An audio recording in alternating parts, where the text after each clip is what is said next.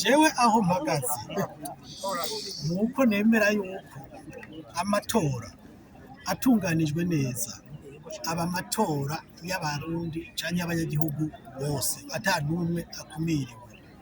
Mugabo iyo atunganijwe nabi harashobora kuba ingingo n'ingendo zo gukumira uyu canke zo gukumira uriya.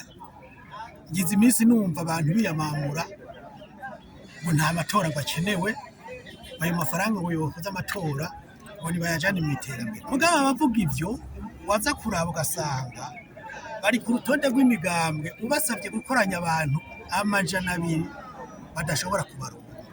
Niyo bagize ngo n'amakoraniro kaminuza yabo kenshi batizwa abanwanyi n'uwo mugambwe usa n'uwo bakoresha. Iyo ngendo rero siyo kuvuga yuko ugomba kuja muri politike no kuba wemera yuko haba ihiganwa. Ihiganwa rya politike rica mu matora nirica mu gusaba uducanye turiye.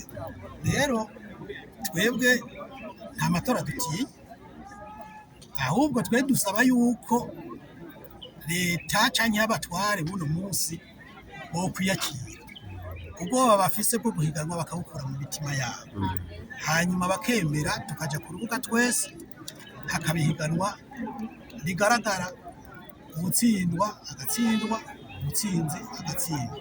Mugabe iciza dusaba nuko uwotsinda yotsindira abarundi bose ntatsindire agakukiwe, nk'uko tubona biri kugenda kuva aba bantu bashyize ku butegetsi bishika naho bitiranye igihugu n'umugambi wabo.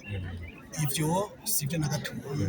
Burya umukuru w'igihugu burya bamutiye izina ngo ni Sebarundi, yabwirizwa kutwereka ko arengeye kuba mu mugambi. Mugabo uza wumva ariko aratera imvyino ngo tuzobashiririza bijya n'ivyo abantu batoye hariya nimba ari mu nama shingiro bijya si umukuru w'igihugu yoza kubigira. Rero iyo ngendo novuga nti kumbure iyo dukeneye yo kwihinduka.